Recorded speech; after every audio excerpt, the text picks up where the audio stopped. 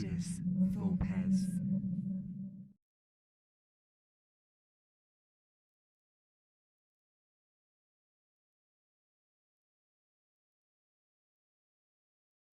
Welcome to Ludus Vulpes. My name's Kirsty. I'm Phil. And I'm Martyn. So, Martyn is here today to run through his prototype of Into the Pit. Yes, so Into the Pit is a polyomino, contract fulfillment, tile laying, resource collection, all those good things, all in one tiny little package.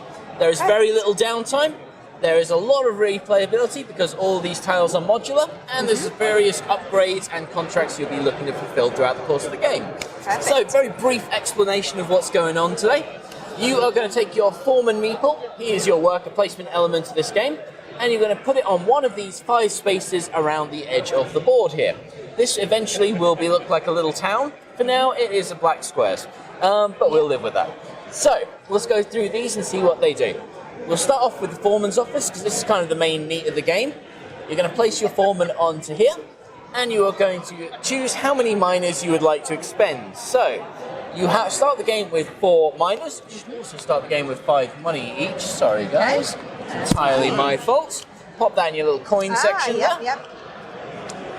And you are then going to decide how many miners you would like to use. So, for example, you might want to use 2 miners, take a size 2 polyomino, and place that anywhere along the top edge of the mine, or anywhere where someone has already placed a polyomino piece before you. And just to be clear, this is a mine we're all digging together. Yep. Yes. This is it. So you can build off other people's work, and hopefully they're going to give you access to the things that you want. Covering up these various spaces will gain you the resources that you've covered up. Yep. And you'll then spend those resources to fulfill contracts, and then get victory points for the end of the game. You're also going to earn more money by fulfilling these contracts, which will allow you to go and hire more miners in the recruitment space. So off to the side of your board, you should have a few spare miners that haven't been hired yet. The cost of hiring a miner is 5 coins. There are upgrades that are not out yet that will hopefully reduce that cost for you, but they can be installed underneath your player board in one of these 2 slots. You buy those upgrades by heading over to the market section. That is where you can spend coins to buy these upgrades. These upgrades are worth victory points to you at the end of the game, and they will give you either more efficient mining options, more efficient actions, or just upgraded versions of those abilities. Okay. Once you've spent all of your miners, you may wish to rest them and bring them back into play again. So, moving to the rest space will allow you to move all the miners that you've put in your tired area back to your ready miner area, ready to use again. Okay. And the last place you're going to go, once you've collected some goods and hopefully got some money under your belt, is to the contracts office. Here, you can exchange any collected goods that you've got for any one of the 3 available contracts. There is one on top of the deck here as well, which indicates what the next contract is going to be coming up, so you can pre-plan ahead a little bit. Or you can choose to reserve a contract. Reserving a contract, you take it, place it next to your board, and this contract you must fulfill before you fulfill any others. And it stops any other players from taking that contract from you. Okay. So a little bit of forward planning. If you know that 2 of you are going in kind of the same direction, you can look to snipe that contract out from someone else. Perfect. Okay, and that's pretty much the whole length of the game. So, on your turn, you're going to place your meeple, take 1 action. Then the turn passes on to the next person, who will place their meeple, take 1 action. Next person, take 1, and etc., etc., etc. from there. Perfect. So, you don't have to move your foreman. If you want to stay in exactly the same spot, you're perfectly welcome to do that. And there is no maximum number of foremen that can occupy that same spot either. Okay. The contracts and stuff we'll go through very briefly. So the ones we've got out here are a sales upgrade. So when visiting the market space, I'll show you that one if you like. The sales upgrade. So when visiting the market, in addition to buying or selling any of these upgrades that you have installed, you can also sell any resources that you have for their market value, as indicated down here. Okay. Rest upgrade allows you to passively bring miners out of your tired area. So at the end of every one of your turns, you can move one of your miners from your tired area back to your ready area. Okay. And the mining upgrade, the last one that we've got available here, when you visit the foreman's office, you can increase your dig value by 1. So if you use 2 miners, you can put a size 3 polyomino down, etc., etc., etc. There will be more upgrades that come out as we play through the game. Okay. But that is pretty much the whole shebang. So have a look and see what contracts are available. Yeah. Start getting a plan of what kind of resources you want to go for, and then we will go from there. So for my first turn of the game, or did you want to pause here and do... No, you go for Perfect. it. Yeah. So for my first turn of the game, I will visit the foreman's office. Yeah. I am going to use, quickly look over the board, 3 of my miners, and place one of these little L-shaped polyominoes right here, claiming 2 circle quartz and 1 triangulum, which then get placed into my collected goods area. Nice. And then we pass on to yourself, sir. I'm going to go and recruit a new miner. Excellent. You spend your 5 coins, that miner goes into your ready area, ready to be used. Fantastic. Okay, so I am going to come here, and I will buy From your ready area. from these let's have a look what that is. It's got to be from the top as well, hasn't From the it? top or from where I've already placed? I will go for 3 miners. Perfect. They go Move into those your into my tied area. I'm going to take this one, Yep. if I can pick that one up. And then these put can be it flipped and orientated in any way you like. there, which gives me 2 brown and 1 yellow. Perfect.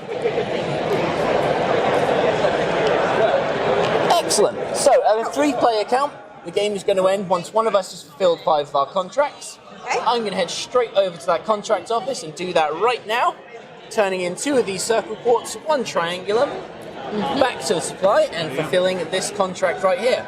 I earn myself 5 points. This is worth 2 victory points to me at the end of the game, and that goes face down, so we can't keep track of everyone's score until the end of the game is over. Clever. So, just keep those stacked up to the side. Any contracts you choose to reserve will go face up until you've fulfilled it.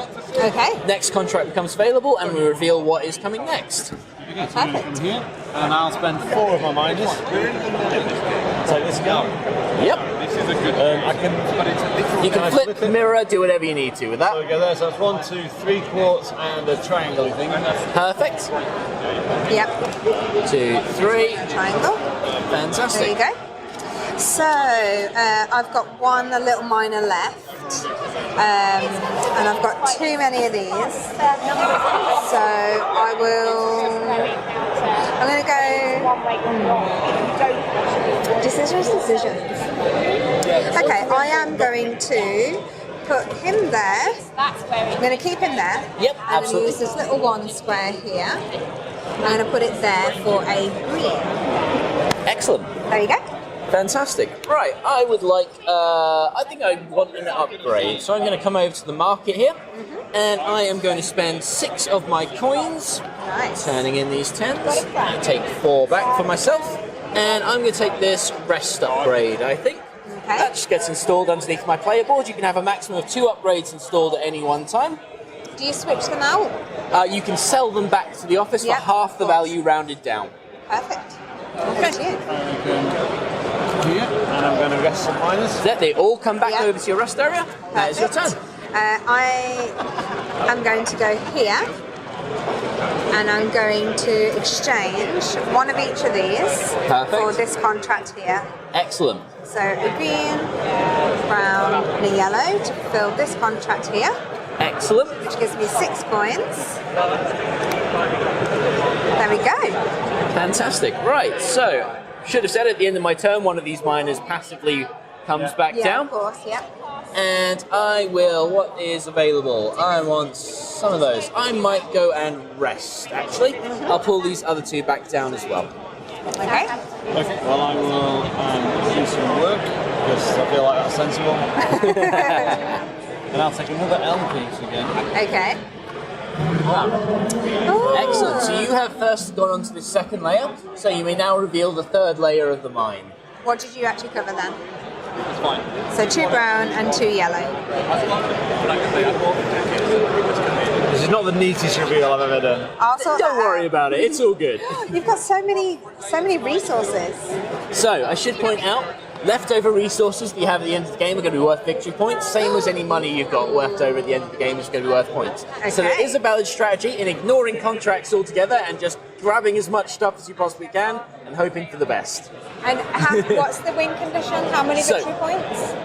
There is, when one of us has fulfilled 5 contracts, that will be the end game condition. Okay. Then we'll flip these over. We will score. We will score. Each coin, 2 coins is worth 1 victory point. Yeah. You sell your resources back and get the equivalent coin value. Yeah. Additional miners that you've hired are going to be worth 2 victory points each to you, so that's everything above the 4 miners you started with. Any contracts are worth victory points, and upgrades are worth victory points, and then you just total that up at the end. Okay, perfect.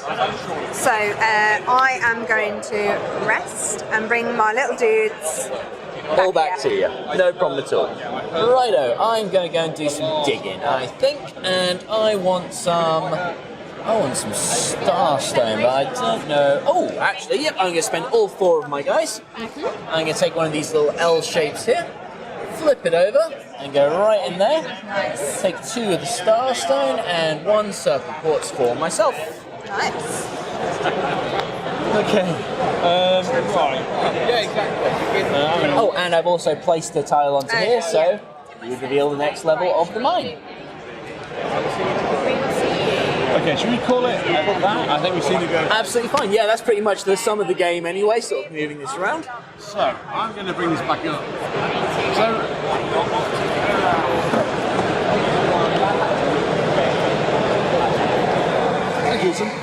Martyn, where are you at in your design here? So what are you looking for next? So I'm pretty happy at the moment with the state of the game. What I'm looking for, especially during this playtest, is mostly about balance issues. So I want to make sure that these upgrades, which are the things that have caused me the most headaches at the moment, aren't entirely broken and aren't going to ruin the game completely. They're meant to be powerful and they're meant to entice players, but what I'm worried about is that a few of them might just be a little bit more powerful than some of the others. Okay. So that's kind of what I'm looking for at the moment. Other than that, I'm looking really to get some feedback on the game itself, if people are enjoying it. Yeah. And once that's kind of all done, start pitching it out towards publishers, really.